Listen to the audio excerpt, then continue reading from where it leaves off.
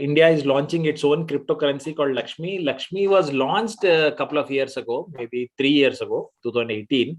Not very popular. I think that's where the matter holds, right? Andersworthbound.com, that website I have shared. For a transaction to be added, does it needs to be validated, and does those validated transactions only are added? All transactions, they come to mempool. I talked about two databases which are maintained. One is called mempool and the other is called UTXO-set, right? So these two databases are maintained. So all the transactions come to mempool, and the miners pick up a set of transactions and add it to their block and then create a Merkle root and do that process, right? So that is what happens. When validated transactions are of 2 MB, they are ready to be blocked. 2 MB, 3 depends on the size. A set of blocks, a set of transactions are picked up. Now, what is presently happening is people are picking up those transactions which are going to give more transaction fee. So, like that, there is a slight variation which is happening. Nons have explained. This thing is explained. Selfish mining I have explained. DDoS attack have explained. Network privacy as compared to other privacy preservation models, yes, definitely, because a lot of anonymity is there, but definitely not as much as Tor provides. So people are trying to combine Tor and blockchain. Going to be a deadly combination. So you can examine that when you want to go for privacy preservation, anonymity, you can look at Tor and of course blockchain as well.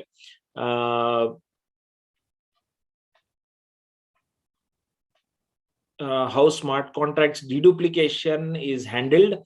Obviously, the attacks on smart contracts, shortly I will explain, but then deduplication, how they can be handled, there are a variety of attacks.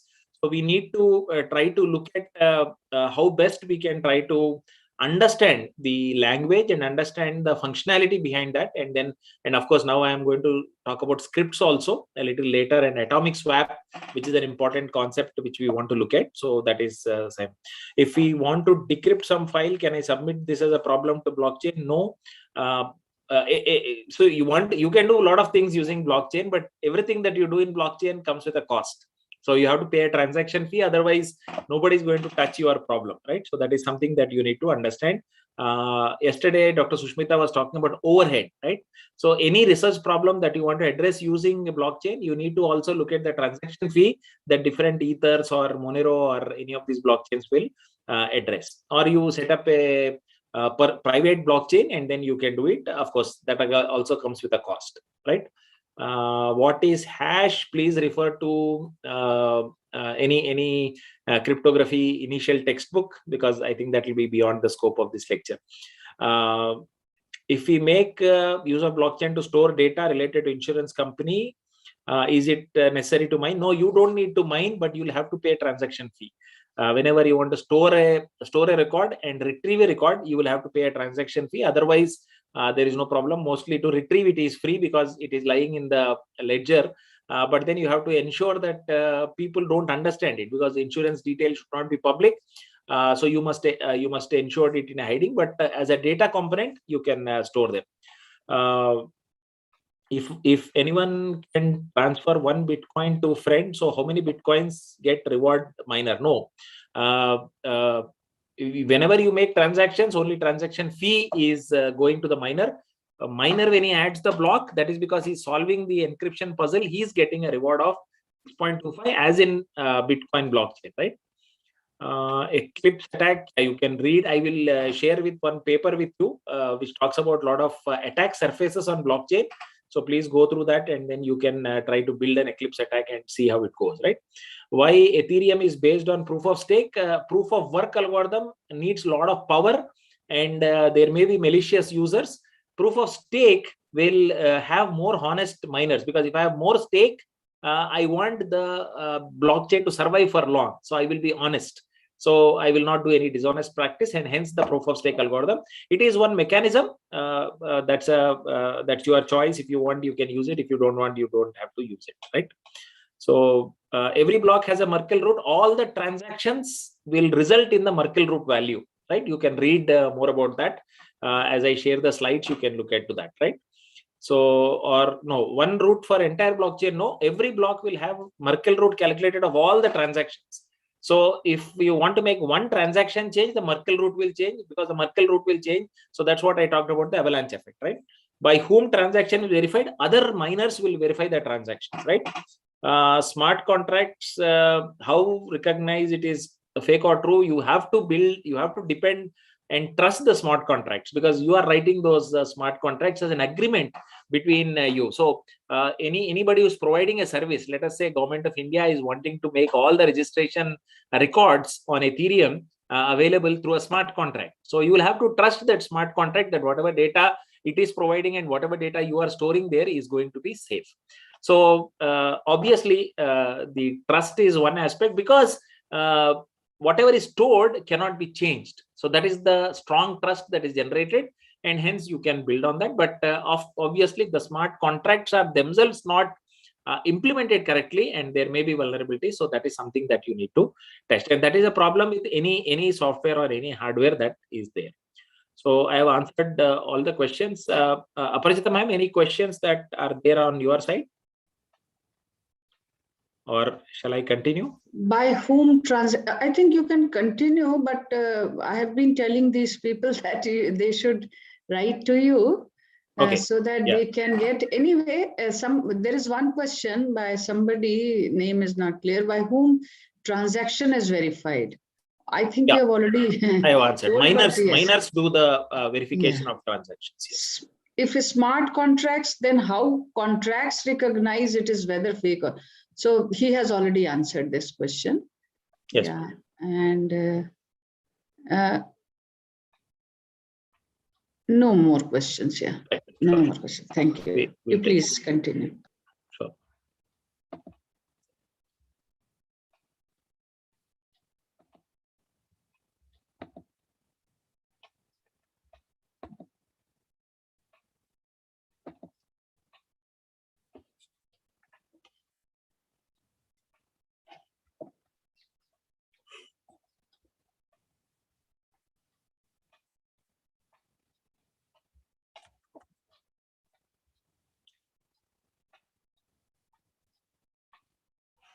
Yeah, so you can get, as I mentioned, the transactions details you can get. Blockchain is replicated at each node. So observer can use the transaction history in the blockchain to find the topology of the network. So based on that, somebody has done a geographical location mapping. They could not get the exact who is the person who is operating the network and all, but they got the location, geographical location. Like that, they have found out how many nodes are existing at a certain point of time. This must be like September 14, 2019. They found that most of the Bitcoin nodes are available here. These are the things, and by country, these are the countries which are actually operating, and about 9,354 nodes were active at that point of time, switched on, turned on, right? So like that, this kind of a network can be created. So it's a privacy issue. Actually, you are able to identify which geographical location people are mining and people are doing. So this is a kind of data. And if you can drill down now, once you go to United States, you may get different locations and all that. So though we don't know who the individual is, we know from where he is getting. There are some other privacy attacks where you can look at transaction network can be developed to study the flow of Bitcoins in the network, right? So user network can be developed to study the ownership and spending patterns of the users. Because as you see here, this is the origin, it is being going to this and this, and different addresses are coming. So most of the time, when one coin goes somewhere else, the balance is transferred back to them. So usually the addresses are same. So using transaction patterns and information gathered off the network, an adversary can attempt to de-anonymize the user. So that's the possibility that is there. You can map your Bitcoin addresses with a real world entities, making it pseudo anonymous. So somewhere there can be a kind of a linkage between the physical network address and their public address that is there, you can try to create a link. So slowly you can't make it fully anonymous, but you can actually get it pseudo anonymous. You may be able to guess who that individual is, right? And by and large, vendor addresses which are scrapped on the internet. So this may be a vendor address. So most of these addresses are coming to this address. So you know who is buying from these products who are buying. So that kind of mechanism is there. All input addresses belong to the same user as transactions are generated from one source. As you look at it, 5 addresses and they are giving to one address and some bitcoins are given. So why do these 5 people are coming together in a single transaction and sending one address? So by and large, these 5 addresses may belong to same one single gentleman. So this is a kind of network analysis which can be possible. And similarly, you can have these 4 bitcoins. There is an original address, and you are sending to some recipient and sending it to remaining. The remaining one is going, so 3 is coming here, but there is a different address. So you can guess that this individual and this individual are same. Similarly, here there is another address change, another recipient. You have sent to friend 1, you have sent to friend 2, but the remaining you have sent yourself, and you have sent yourself, but each time you are giving a different address. So I can guess that these 3 addresses belong to the same individual. This is a kind of transaction analysis you can do. All the transactions are available to you, and then machine learning algorithms or these series algorithms, time series algorithms, or some of these things are very much available, and you can try to build the chains of things, right? He has made transactions to so many people, they have made transactions, so you can build a big topology network, right? A lot of illegal activities can be done using cryptocurrencies. I have discussed this. Maybe like you can do a lot of scams and all those things. So it's very difficult, and there is no central agency to go back to and then do that. Now, wallet is another issue that we use. Wallet is a file that contains credentials. You can have both kinds of wallets, software wallets like your Paytm or Google Pay. You can have hardware wallets, which are like your pen drives, right? So basically, these wallets store your private and public keys for a blockchain. And in some blockchains like Bitcoin, the wallet file is stored unencrypted by default. So this is another big issue. So sometimes when you are using your wallets on a system, somebody can attack your system and get into your network, and then access the wallet and steal your private keys. Once they steal your private keys, they become you, right? It's like your identity. The only thing about a personal identity in blockchain is the private key. Public key is anyway announced. So once people are able to guess your private key, they can take care of the entire transactions on your behalf and steal the money. If an adversary steals the file, they can sign the transactions and they can spend that balance. It is like your internet banking password and transaction password. Once they are stolen, then anybody can make a transaction on your behalf, or anybody can guess those transaction passwords also and do it. Sometimes we usually use family members' names and specific symbol notations and all. So it's easy. Of course, I will skip this part because DApps and all those things were covered, right? But what I am trying to introduce in smart contract is that smart contract we use Solidity, and I think Mr. Samir Jain has taught you well on that, and a variety of codes that you have already run, and you would have seen it on a Remix and other editors, right? So Solidity and Viper, right? So and then you could have read these. These are some the documentation you can read here, and you can study and run those codes and some sample codes. This is one sample code I have mentioned here. So smart contracts are can also be attacked, and there are some vulnerabilities in the Solidity programming environment, and also so one specific thing is not secure. It can lead to some attacks, right? The Solidity code can be attacked. They are called reentrancy attacks. So there are some functions called call.value, and you can make some recursive calls to that. And they had what is called a decentralized autonomous organization attack, DAO attack on the Ethereum, which happened, and it was very popular, and it happened in 2016. So it was like very difficult. So in less than 3 months, the decentralized autonomous organization was hacked, and 60 million dollars of Ether was stolen, right? So this is the kind of code. Maybe you would have written some codes. Maybe when I share the slides, you can try these codes and check it out of how these DAO vulnerability was exploited, and how the withdraw balance, it calls back again and again, and what happens, the money is debited. It's like going to a ATM and then you place your ATM card and withdraw money. After some time, again some more money is coming out. After some time, some more money is coming out. So these kind of vulnerabilities do exist, and you have to be very careful when you try to do that, right? So that's what is the question. There can be attacks on overflow attack. So Ethereum smart contracts don't support values greater than 2/256. So buffer overflow attacks can be created by having a really large value, big integer and huge integer, and those kind of things you can create. After it crosses 2/256, that kind of a value, then obviously it fails. Ethereum cannot handle it, right? Forcible balance transfer. If the contract is vulnerable, forcible balance transfer can be done, and limits can be exceeded, as I mentioned in the previous case, like some of those attacks. DOS attacks can be there. Smart contract can be written with malicious intent, causing denial of service attack. So the smart contract itself will cause the system unusable. So that's something that you can look at. So let me introduce you an important concept before we go to atomic swaps. This is Monero.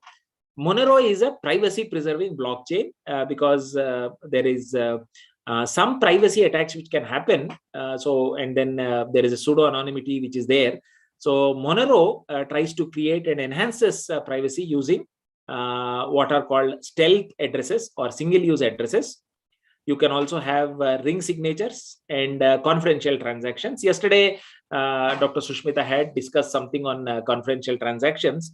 Slightly difficult for you to understand, but the first two are very easy. Let me take you through them, and then I will leave confidential transactions for those to read. I will share some, some papers. Maybe you can read through them, or of course you can search on these interactive, non-zero interactive proofs. But what are these Monero stealth addresses, right? So what is happening is, here we try to see that there is a link which is coming in. Alice and Bob are making transactions to Charlie. There is one address, transaction 1 and transaction 2. So the whole world can know that transaction 1 and transaction 2 are going to the same address. So this is what is called linkability. So ability to link all addresses held by a single person by analyzing the transactions. So we know that if these transactions are going to the same person, so it appears that these two people are linked to Charlie. So that kind of these addresses are linked with these addresses, that kind of a thing you can try to create. But in Monero, it comes up with an option that they are unlinkable by the network. So you get two different addresses here.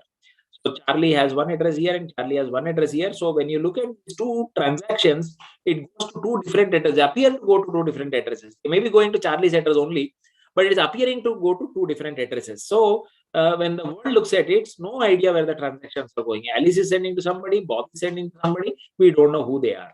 So there is no linkability which is created. This may not be on the same transaction. This may be on different transactions also. But if people study Charlie's transaction, who is sending money to transactions to Charlie, they can understand that Alice, Bob, and Charlie are linked. But if Charlie has different addresses for different people, Alice is sending to somebody, Bob is sending to somebody, but we don't know that it is the same Charlie. So this is one process, that is using stealth addresses, you can provide unlinkability. A different destination address for each output is derived from one Monero address of the user. Only the owner of that Monero address knows the output is for him, because he has the view keys, the private key he knows. So nobody can tell these outputs are going to the same person. So you are trying to build privacy into already a very anonymous blockchain. So that's something which is advantage of Monero. The second thing is untraceability. Untraceability is, there are some transactions, ABC transactions, they are coming to Charlie's address using a single transaction. So they are ABC are some addresses, they are coming. So traceability is ability to trace funds held by some person by analyzing the transaction data. So Charlie is getting some funds, he is getting some funds from ABC, right? So now they are with, so transaction 1 is spending funds received in transactions A, B, and C. So A, B, and C are sending some this thing, and it is coming from that sources, those addresses are becoming one source here, transaction 1, and transaction 1 is going to Charlie. So Charlie is receiving money from transaction A, B, and C. But what actually happens is all these transaction A, B, and C will be multiple addresses, and then it will go to multiple addresses, and then they will go to Charlie's address. So if multiple addresses are going to multiple addresses, finally combining into transaction 1, we don't know where those transactions are coming from. So there is no traceability that can be used. So this is the second principle that it is called, they use what is called ring signatures, right? We will look at what is ring signatures. So at least one real participant and others are called mix-ins. Mix-ins are outputs from some previous transactions that are already been used. So they are null and void. So they are not considered. So even if people search, then they will see some addresses and they are getting confused because they are already coming somewhere else also. They are coming somewhere else also. Only one real participant, others are mix-in. So ring signature is used to create the transaction. So there are multiple addresses coming in. They are going to multiple places, and different people will verify their address. So Alice, Bob, and Carol, they are signing, and for a verifier, no way to tell who the real participant is. 3 people are locking, 3 people are unlocking, but only one person is actually here and one person is actually here, and they will take the actual value. So what you need to do is find some outputs in the blockchain with the same amount X as the output A you want to spend. So there are some already spent transactions. So you know that you want amount X. So whatever amount X transactions are there, you take them together. These other outputs are called mix-ins. You have your transaction, which is the valid transaction. All similar, maybe you want to transfer, let us say 2 Bitcoins. All transactions which have 2 Bitcoins, you copy from somewhere else, previous transactions, and copy them together, right? All mix-ins have the same value. So you can all add up to 4 to 25 mix-ins. So 4 to 25 mix-ins are coming, and then you sign it using a ring signature. What is a ring signature? Signature is something like that. It is easy to verify that at least one user from the inputs have signed this ring transaction. Not easy to find which one has signed. That is a problem. 4 people are going in, 4 people are reading it. Only one person is the valid one person is reading. But who is that one person? We don't know. That is what is the advantage of a ring signature. This is the example here. Now output A, output B, output C, they are all same. So all inputs mix in, and real input are of the same value. The real input is actually output 0, and output 0, output A, output B, output C. Everything is same value. A, B, C, and O are same. So they are going from sum to sum, sum to sum, sum to sum. So you're actually transmitting, A, O, B, C are addresses, and the Bitcoin transactions are X. X is being transmitted. So mix-in 1, mix-in 2, mix-in 3, they are mix-in values. But for the outside world, they look at 4 people are making a transaction of X value. And finally, when you look at the final transaction, they are all clubbed, and then an X transaction is coming out. And finally, that X transaction is going to Bob.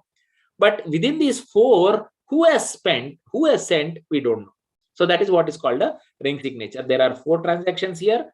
So a reference of output A or O or B or C. But we know, or we are able to see this diagram and know that it is output O. A, B, C are not there. A, B, C are some unused, already used transactions. They are not valid. So X goes, X Bitcoins go here. All X's are going. Actually, 4X must come out, but only 1X is coming out. So anybody who looks at the transactions also realizes 3 bogus are there. But which are the 3 bogus? We don't know. 3X should come. 3X has not come. 4 mix-ins, sorry, 4 addresses. So give a 4X X Bitcoins are transmitted. So 4X Bitcoins must reach, but only 1X Bitcoin is going out. So 3 of them have played havoc.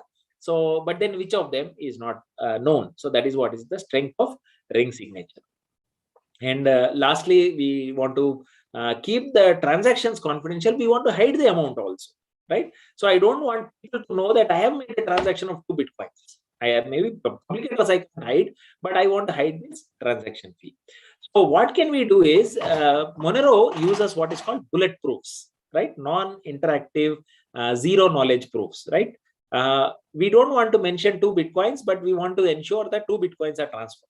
So that is what is, there are alternate ways of finding out. So that's what yesterday we looked at. Non-interactive zero knowledge proofs. So they are used to create confidential transactions. Encrypted input and output for a transactions are given in a range, and without revealing any information about the numbers, you try to do it. And it uses what is called a Pedersen commitment. So the actual values are not mentioned here, right? So there is a kind of what is called a Pedersen commitment. Transaction amounts are hidden. Transaction graph is public, but public verifiability of transaction validity by other users and miners is also possible, but the actual transaction amount is not revealed. That's the basic idea. So this is something where you try transaction validity conditions, outputs are positive, sum of inputs is greater than or equal to sum of output, some kind of a condition is mentioned. So the actual amount is not known, but the confirmations can be done. I think we will not go into this. Let us leave it. You can read about the Pedersen commitment and go through this thing. Basically, they are homomorphic, as you would have studied. So let me go to the next part. So this is the kind of algorithm yesterday that Dr. Sushmita also discussed. So you can take it up there. So let me go to the next aspect that is on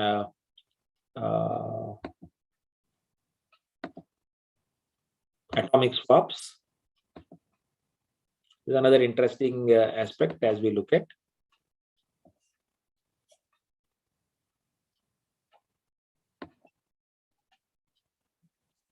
Yeah. So what is this aspect here on blockchains is there are a lot of scripts, right? And we will try to understand some of these scripts. We have understood Ethereum, you would have come across smart contracts, but there are other scripts like HTLC and script. Script is a programming language for blockchains. For Ethereum, you have Solidity, like that. You have this thing. So let me take you through this thing. So Bitcoin transaction script language is called script, right?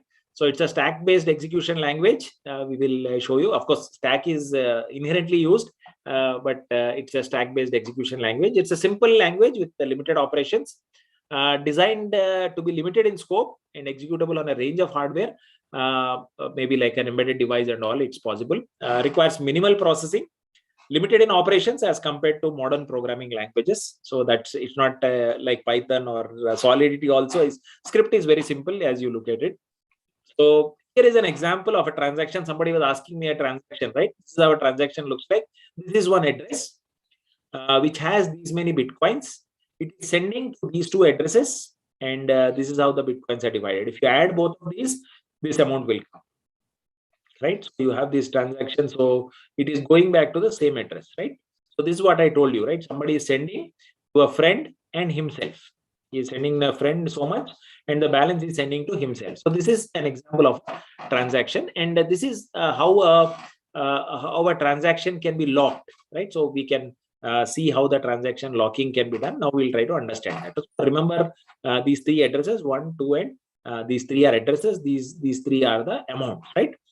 So now there is a locking script. Locking script is it can be directly run on the blockchain as a transaction, right? So what happens? It is a spending condition which is placed on the Bitcoin transaction output. On a condition, only this transaction must be done. This transaction must not be done for all cases. Like usually, whenever the transaction like this, the transaction is successful. Whatever it is, they are taking. But along with that, you can put a locking script. The locking script will look at some conditions to be fulfilled. If the conditions are fulfilled, the script will be executed. Otherwise, the script will not be executed. That means the transaction will not happen. Let us say this is a locking script. It specifies the conditions that must be met to spend output in the future. Now, I have made these two transactions. These two transactions I am spending, but along with these two, I am putting locking scripts. Locking script for this, I put one. For this, I put 1418. 1B-C4, right? 1418, 1B-C4. For each of them, I put a particular condition. What is that condition? So there is some condition, duplication and hash 160, some value. So this value should become, and then you should verify whether it is equal, and then you should check it. And if these are all satisfied, then this transaction can be taken up, right? Similarly, for this transaction also, there are these values. So these values are different here. Different hashes are included. So you have to check whether these two are there. So this is what is given in what is called, it's also called a script pub key, as it usually contains the public key or Bitcoin address. It contains the public key or Bitcoin address, and hence it specifies that, right? So specifies the conditions that must be met to spend the output in the future. Now, how do we do that? So now when we want this thing to happen, right, there is an unlocking script, right? The unlocking script, it satisfies the conditions based on an output by a locking script. Locking script is the certain hash has to be generated, and you have to check whether it is equal to that hash. If it is equal to the hash, then the script is the unlocking script, and the locking script checks. So that is what happens. So allows the output to be spent. Part of every transaction input mostly contains a digital signature produced by the user's wallet using its private key. It's also called script signature because it contains the digital signature. So this is what actually happens. So let us see how it proceeds, right? So this is the address, and this is the value, and this is the what you locking script. Now this locking script is put here, right? So locking script on the input applied on previous transaction when the input UTXO, the unspent transaction output, was created. So first time when the transaction is created, so this locking script is placed. The unlocking script on the input applied in this transaction to spend on it. So you have to run this unlocking script. You have to supply some values, and if you are able to give the values correctly, then you will be able to unlock the transaction. The transaction will take off. So as you understand, this is an unlocking script, right? So you look at the locking script. This is the locking script, and similarly you will have this is the locking script. Okay, 74525, right? 74525, right? So this is locking script, and this is the unlocking script, right? So this is what happens, right? So when you look at it now, how do you understand the script? Script consists of two components, right? One is data, that is public keys and signatures, and then some opcodes, which are some simple functions that operate on the data. So you have a stock kind of a mechanism. There is an unlocking script and there's a locking script. So you can try to understand the difference, right? So let us see an example. Data is pushed onto the stack. Okay.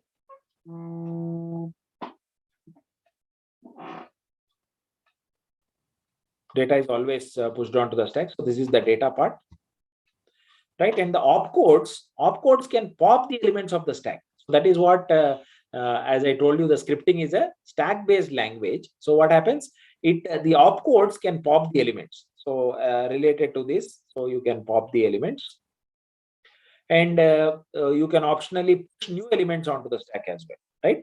So that is what happens. So a script is valid if the top and only element left on the stack is a 1 or greater. So finally what happens? You get 1 or some greater value is there and the stack is empty. So you just understand what is happening.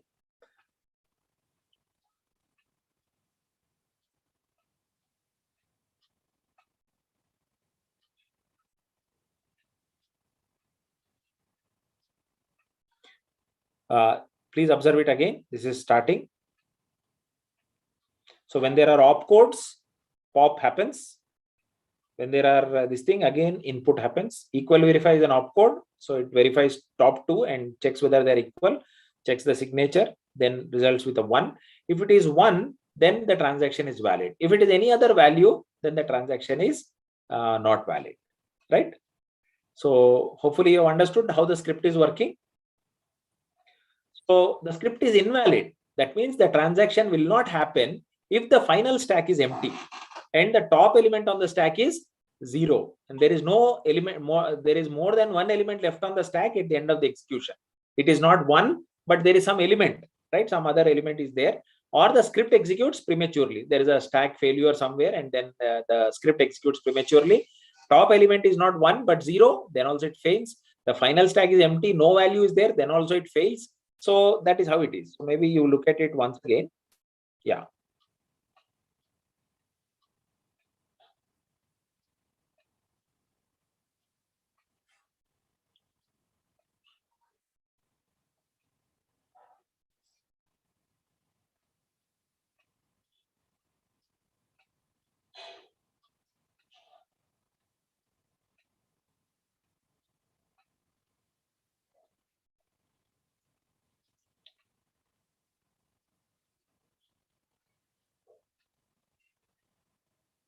So the whole code is first you are putting those values, then you are checking whether the duplication, then you are checking the hash value, then you are storing it, then you are getting two values, you are checking whether the values are equal. If they are equal, then you are checking the signature. If the signature is equal, you are pushing 1. And if 1 is there, then the transaction has completed successfully, right? So there are different scripts. Again, there are P2PK scripts, pay to public key. There are pay to public key hash scripts. So you can directly address a public key, and if the public key is verified, you can pay. If the public key hash is there, if public key hash is verified, or you can pay to script hash, or you can also have P2 WSH scripts, right? There are another type of scripts which are there. So this thing. So P2 PK script, pay to public key script is a script pattern that locks an output to a public key, right? So you have a public key, and if you check if two signatures match, the script pub key and the script signature, so if they both are matching, it is a simpler version of the PHK locking script. So it's a P2PK script. So working is something like this. So you have a signature is pushed, then there is a pop. When both of them are verified, you push a 1 onto the stack. So that is how you have. That's what is called P2PK script. Both are verified, then you push 1. P2PH script. Okay, that is pay to public key hash script. So pay to public key hash script used by wallets by default when you want to send someone bitcoins. Most common scripts used in this transaction. So you take a hash of the value, then you verify it, and then you sign it. So the script looks something like this. So first the signature goes, then the key goes, then you duplicate it, then you check it, then you get the hash value, then you this is also pushed. Both of them are verified, both of them are equal. Then the signature is checked, they are also verified. Then you push 1, right? To solve the script, the owner of the hashed public key needs to provide the original public key along with a valid signature. So that is what is to be done. So P2PKH script pattern contains a hashed public key surrounded by following opcodes like check sig, and you have different values. So like equal, verify, hash 160 and all. So that is what happens. Then you can have a multi-signature script, which is, so it sets a conditions where n public keys are recorded on the script, and at least m of those must provide signatures to unlock the funds. Also known as an M of n scheme, where n is the total number of keys and m is the threshold of signatures required for validation. So you can go with a multi-signature script, right? A general form of locking script setting of an M of n multi-signature, where you have m public key 1, public key 2, and so on, and then you have public key n. It goes up till n public keys. Then you have you can check the multi-sig, right? So that is this thing. So there are longer locking scripts also, where you can go on like this. So these are 2, and then it goes on with Mohammad's public key, and then partner 1 public key, and like that, and it goes on. And then you have a multi-check, multi-sig. So multiple signatures you can check. Then you come to P2SH scripts. It solves the issues of a multi-signature script. So in P2SH payments, the complex locking script is replaced with the digital fingerprint, which is a cryptographic hash. So pay to a script hash, right? So when a transaction attempting to spend the UTXO is presented later, it must contain the script that matches the hash in addition to the unlocking script. The unlocking script usually used to verify the addresses, but now you have to match the hash, right? The script should have something which matches the hash. So P2SH means pay to a script matching this hash, a script that will be present later when this output is spent, right? So locking script that is replaced by a hash is referred to as the redeem script, because it is presented to the system at the redeem time rather than as a locking script. So it is taken up only when it is being redeemed. Again, you have a script there running. So how does it run? So this is how it is there. So there is 1 minute. You can look at that again. Yeah. Sorry, it won't stop. Actually, the animation won't stop. You can see the animation again and again. So then you can understand. So another copy is maintained. And then you check whether they are equal. Then you put 1 on top, right? So once the 1 is there on top, then you can get it, right? Similarly, you can check the multiple signatures, and then you can check what are the values, and then you can push the one. So maybe we repeat it once again. You maintain a copy of that. About check whether push it, check both of them are equal, then you top it with one. So that is done. So in the copy, then you again take it out. You load this thing and then you check the multi-signature values. Once that is all done, then it pushes one, and once you find one, you can consider. So this is a P2SS script, and there is a P2WSH script also. I leave it for you to read it, but then these are scripts which can be written easily. Based on that, we build a concept called atomic swap. I will come to that. So complex scripts are replaced by shorter fingerprints in the transaction output, making the transaction smaller. P2SH shifts the burden of constructing the script to the recipient, not the sender. And P2SH shifts the burden in data storage for the long script from the output, which is in the UTXO set, the previous transaction, to the input stored in the blockchain. P2SH shifts the burden in data storage for the long script from the present time to a future time. You don't lock it when you are making the transaction, but when it is redeemed, you do it at the later time, in a future time. It shifts the transaction fee cost of the long script from the sender to the recipient, which has to include the long redeem script to spend it. So finally, the redeemer will pay money and redeem it. So that's how P2SH scripts are there. The equivalent is the smart contract. You can look at that. It's a smart contract is a code that facilitates. I have not given much details here because you have dealt with Ethereum and Solidity and smart contracts. So stored on the blockchain, run by every node running the blockchain. Code cannot be changed once written. So guaranteeing immutability. Saved as a smart contract accounts on blockchain. So they also contain functions and data that can be executed from user or other accounts, right? So HTLC is another important thing. It's called hash time locked contracts, HTLC, used to enforce time-bound conditional payments, right? So do not require trusted third parties.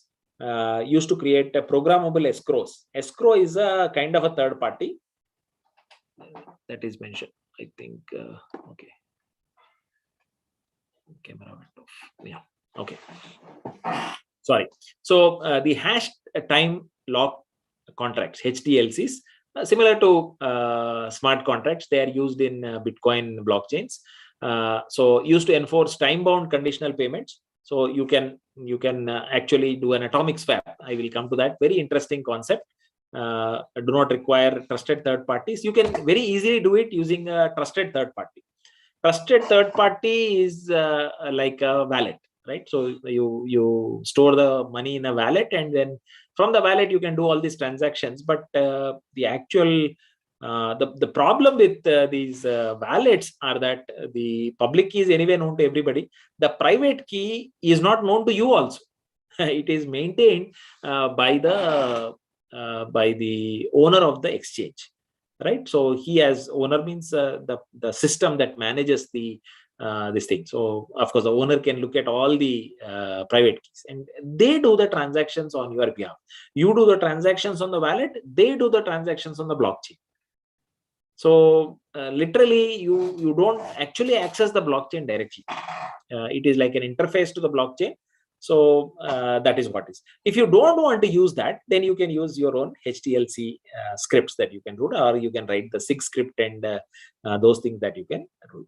So there are these locks, as it is HTL, that is hash and time locks. Two types of locks are there, hash locks and time locks. Hash lock is basically require the intended recipient of funds to provide the correct secret phrase in order to claim them. So that's what is the first case, used to enforce time-bound, required the intended recipients of funds to provide the correct secret phrase in order to claim them, right?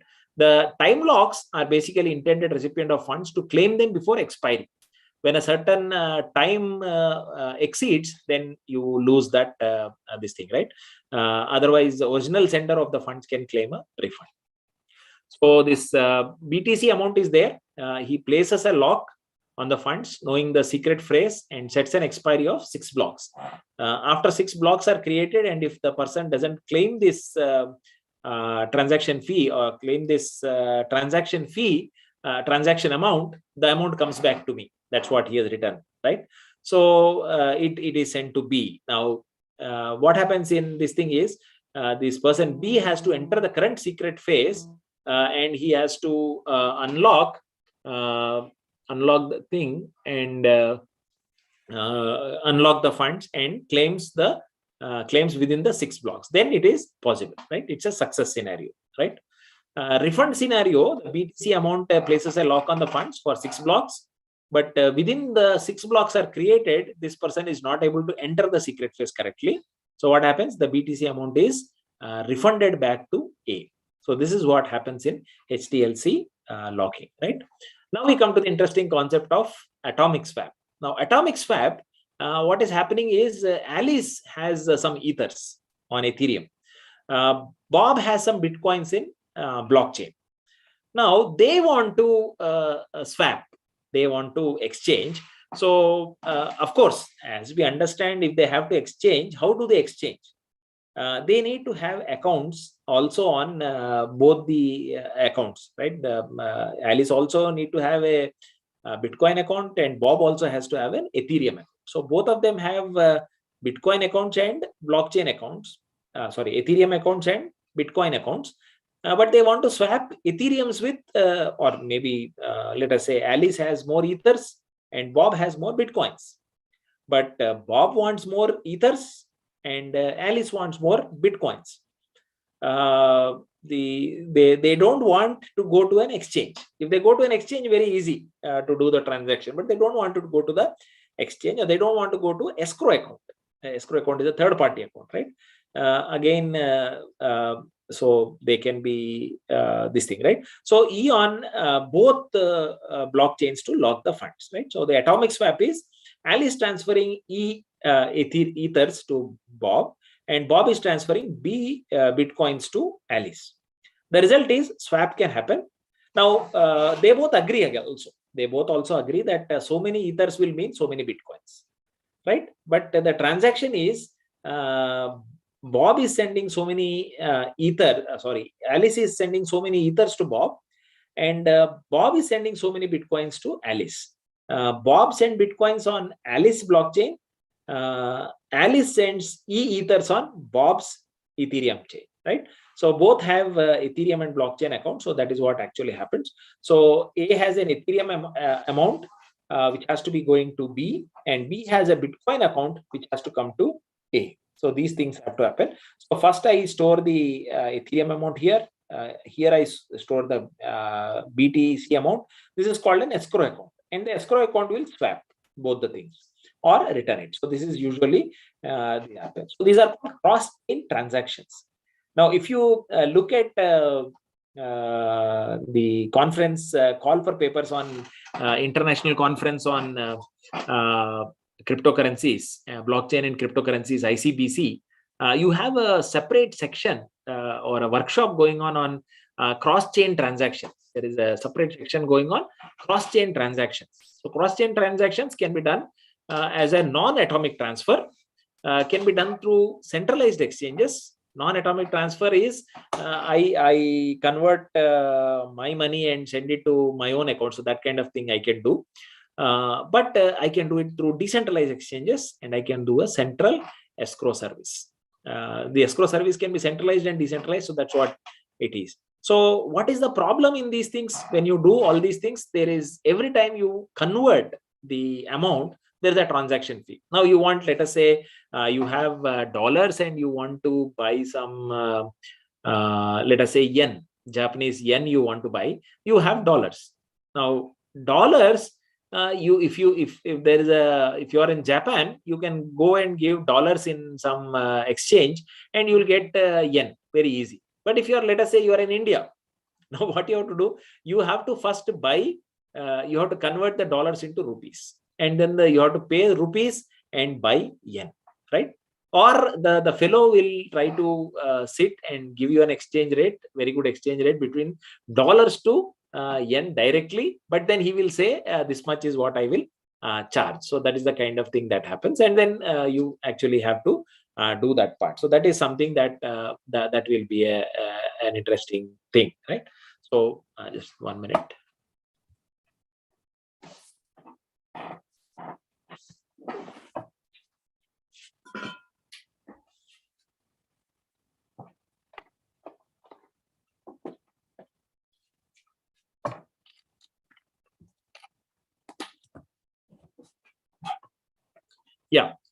So the point that here is more, you have a transaction cost. So when you are wanting to convert dollars to this thing, so he knows that you will have to send dollars to rupees and rupees to yen. So he will take all the charges, and basically the transaction fee is what is required. So here also, when you want to convert from Bitcoin to Ethers or Ethers to Bitcoin, there are two types of, when you go to centralized exchange, you need to make a transaction fee. So though they do it very easily because you are paying them Bitcoins and you are asking for Ethers, they do the conversion rate and they charge the transaction fee and they charge their own fee. And then they give you as an exchange. So the transaction fee is double. One is on the blockchain transaction fee they will have to charge, and one is on the transaction fee to do this process. Also, they have to do that, right? So there may be some points of failures. The transaction here may not come through. The transaction there may not come through. Your money is stuck somewhere in between. The exchange is trying to revive it. Finally, after some days, all these transactions are clarified. Right. So, and then you will have to trust this thing because your private key is not with them. But if you don't want these transactions to be known by anybody, then you will need to have what is called you have to do it differently. So that's what is the question. So there's a central escrow service which is there, which is the third party. So funds are sent across chains after deducting a fee, and then custodial receiver, the third party, doesn't send the amount. So you send it to some wallet. And you're using that wallet, but the wallet says I didn't receive, then whom will you fight with? So that's a big issue, right? But otherwise, A sends the Ethereum amount to escrow and B sends the this thing to the, both ways you have this fellow escrow account deducts a transaction fee separation, and then the amounts are swapped between that. So that is one option. If you are using a centralized exchange like Binance, as I told you, so you can directly, first you can pay money, Indian rupees, and then you can get some Ethers or either of these things. So there are variety of these things. Binance is one good exchange that you can look at. Then you have Bitcoin exchange, and then you want to send it to somewhere else. So you can select the network and you can share the wallet address, right? So this is what it is. So you can select the coin if you want to deposit some crypto with somebody. Right? So you select the address of that gentleman, and then you select the network and you select the Bitcoin currency, right? So what happens? Obviously, the deposit is done. So on the Binance chain, so the wallet address is there, address to the shared to the receiver, and the receiver will send the crypto at this address. So this crypto address is sent, right? Now, withdrawing the crypto, when you want to receive that amount, so now what you do, select the coin which you want to send, enter the wallet address to which the crypto is to be sent. Address is shown in slide 2. This is the address, right? So that is the same address which is put here. Select withdrawal network, the network from which you want to select it, and you get this thing. So withdraw the amount. So those details you enter, okay, and the wallet address is automatically matched to the corresponding network, and obviously the amount is there, and you withdraw this amount, right? So depositing the crypto, so the Bitcoin network to Ethereum network. So now on the Ethereum network, you send this wallet address and then you try to deposit, right? Then you can here you see that the Ethereum network is used, the Ethereum Bitcoin on the Ethereum network. You are swapping, right? You are transferring, or what you say, you are converting that transaction onto that, right? And then you deposit the crypto on the Bitcoin network. So here you see on the Bitcoin network, so that amount is being transmitted and it goes to the other side. So this whole process is there. So finally, on the receiver's wallet address, he receives that amount, and sometimes they are paid in this thing USDT, US dollars tethers. So then you can take the amount and you can use it. So this is how you can do it. So the solution is escrows, P2P, Interactive, and Provorol. They ensure no single party ever hold both cryptocurrencies at the same time. So it's like give from one hand and receive from the ek haath se do, ek haath se lo, that kind of thing. That's the thing. Otherwise, you can also write HTLC and smart contract. So this is where these scripts are presently working and active and available in what is called these things. What do you say? Presently available blockchains. Most of the blockchains are agreeing to these HTLCs and smart contracts to run across blockchains. On one blockchain is understood. HTLC scripting working on this thing, smart contracts working on Ethereum is okay. But across multiple blockchains, you have scripts coming up. So you have a dual escrow mechanism, which is called the atomic swap, right? What happens? First coin is on Bitcoin, second coin is on Ethereum. So no need to trust any third party. Like Binance is the network on which the Bitcoin came, and then it was converted to Ethereum and sent back. Ethereum came, converted to Bitcoin and sent back, right? So these two happened, and these two transactions simultaneously happened. So both the receivers received the Ethereum and Bitcoin currency at the same time. But here in this atomic swap scenario, one is on Bitcoin and the other is on Ethereum. Both have Ethereum addresses, both have Bitcoin addresses, right? So Alice has two addresses, one on Bitcoin, one on Ether. Bob has two addresses, one on Bitcoin and one on Ethereum, right? So, but then I have more Bitcoins and the other person has more Ethers. So the swap has to happen. So I have more Bitcoin, so I want more Ethers. I have more Ethers, but I want more Bitcoin. So swap. So the conversion rate, these things are discussed between these two people initially, but then they write a script so that the script is handled. So Alice owns Ethers, Bob owns Bitcoins. Protocol succeeds if the atomic swap is successful. Alice gets Bitcoin and Bob gets Ethereum swap, right? So somebody who has Bitcoins will get Ether, somebody who has Ethers will get Bitcoin. So there's a swap. And the protocol fails, Alice gets back Ethers, Bob gets back Bitcoin. So there is no harm, right? No money lost, no money gained, no problem. Swap happens, no problem. Swap is protocol succeeds, swap happens. Protocol fails, everybody gets back their own currency, right?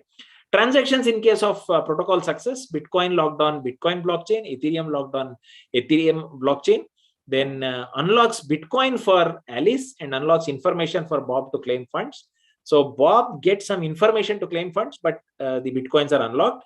And unlocks Ethereum for Bob on Ethereem blockchain, and finally the transaction is complete, right? So sometimes when there is an information here where this fellow gets it, but he's not able to claim, then there is a problem. So this is something which is there, but she also cannot get it if he is not able to get the money. She'll also not be able to get the money. That is how the thing happens. So what happens? They exchange some basic information initially. Though they don't know who they are, they only know the addresses. They may know the public and private addresses on public addresses on both the networks. That is what they know. Each of them know. So and then they agree on the exchange rate. They know that if I am giving so many Bitcoins, you are going to give me so many Ethereums. That is what they have. The addresses they want to receive funds on. I have a Bitcoin address, but I want to receive Ethers. So I have to give an Ether address. I have Ethers, but I want to receive one Bitcoin address, so I have to give both the addresses. Bitcoin address and Ether address of both the parties are given, and there is a time agreement they try to keep. And then Bob shares a secret and shares the hash of the secret with Alice, right? Some secret is shared between them. So first you have you create a smart contract or HTLC on the locking mechanism. Bob locks BTC on Bitcoin blockchain because he has more Bitcoin. Ether locks Ethereum, Ethers on Ethereum blockchain. Then the redeeming, Alice redeems the Bitcoin by revealing a secret, right? She tells some secret. Along with the code, she sends the secret, right? So she redeems the Bitcoin. So once the secret is received by Bob, Bob reveals that secret or explains that secret and then redeems the ETH. If the transaction fails, Bob is refunded the Bitcoins and Alice is refunded the Ethereum. So these are 4 steps, as you can look at. There is a P2WSH. There is a witness script hash that I was talking about. So P2SH script or pay to witness script hash address, right? So these are simple functions: operation if, operation SHA-256 of the hash of the secret. So this hash of the secret should be verified with the hash 160 of Bob's public key. If this is verified, then the transaction can be done. If this is not there, else you wait for 9,000 milliseconds or something, some time 9,000 time units. Sequence verify. If this is not correct, then you drop it, right? And then you end if, right? So this is what actually the script means, right? So please remember Bob's public key and the hash of the secret. The hash of the secret is going and Bob's public key is going. If these two are verified to be equal, then you send the money to this address. If it is not going on to happen till 9,000 units of time, then you send it to this address. So the transaction is failed. Transaction is successful, money goes to this address. Transaction is failure, money goes to this address. Then in a similar time, during the same time, Bob is doing on Ethereum. There is a smart contract which is written, so it's slightly different. You see that the hash of this thing is a stored hash value, pay Alice. Alice, if current time is greater than timestamp, then you pay Bob. That is, you refund to Bob. So on the redeem script by Alice, what she does is she publicly reveals the secret, right? EC9E9, this is the secret, this is there. And she says, I am sending from Alice, and this is the contact address where you have to send it. And then this is the secret. So this secret, once he reveals, then you will get that money. So send ETH from the contact address to Alice and destroy the smart contract. Once this is done, you destroy the smart contract. So you send the ETH, this is the contact address, and it goes to Alice, and then you destroy the smart contract. So in redeem script by Bob on the block on the Bitcoin, so you have this secret which is revealed. This secret is checked with the public key of Bitcoin of Bob, and then a result 1 is available on the stack. So once this is successful, then the money is sent to the address that is discussed by this thing. So this is what happens. Now, the interesting part of this whole episode is that we have successfully made a transaction. Now, the point is there is a privacy issue which we are trying to dig out of it. So what is happening is there is an analysis of atomic swap transactions on both blockchains. So now, only thing is there is a script. The script can be easily identified from the transaction. So whenever the script is made, whenever you see some codes like this, some of these codes like this, you know that this is a P2SH script, and P2SH script is making an atomic swap transaction. So only thing is you get an address, but this address belongs to which blockchain? We don't know, right? It may be Ethereum, or it may be Monero, or it may be Dogecoin, or it can be, there are so many Ripple or Hash or Zcash, or there are multiple options. So but okay, if there is a chance that you are able to identify this kind of a transaction on two blockchains, right? One transaction like this and one transaction like this on two blockchains, the addresses, somewhere the addresses are matching, right? So then you will be able to decipher those addresses. And then in those two blockchains, you will have identified these two similar kind of addresses again. So finally, when you are able to analyze these four addresses, you are able to get the two addresses of one person and two addresses of one person on two different blockchains. And then that becomes a privacy issue that these two are making a transaction. So the success of atomic swaps are happening, and people are, without a third party, able to mutually trust each other, trust the blockchain that the script will run correctly, and then the money will be transferred, and then it will be successful. So because of that option, as we see, we can understand that these things can take place. So that is the beauty of these atomic swap transactions. And then, of course, there are a couple of papers on these atomic swap transactions, which you can try to look at, and then you can dig into the security issues, privacy issues. You can also come up with different mechanisms of how atomic swap can be done. You can come up with some coding mechanisms, and then you can try to build algorithms, build techniques, build solutions, right? That's what you can do. The easier option is to go to a third party, but the third party will log all these transactions, will charge a transaction fee. But this atomic swap mechanism has been created in such a way that it is a foolproof, in the sense that the transaction will not get through unless and until both the keys are exchanged, and then only it is possible, the secrets are exchanged, and then only it is possible to unlock both the scripts, and they will happen at the same time, and respective people will either receive the money correctly, or because the script fails, the money will be with the respective individuals. So that is something that we can try, and then maybe if it fails, you have to try it out again. So that is something that you can try to look at. So this is where I will stop. And maybe if you have different questions, we can take it up.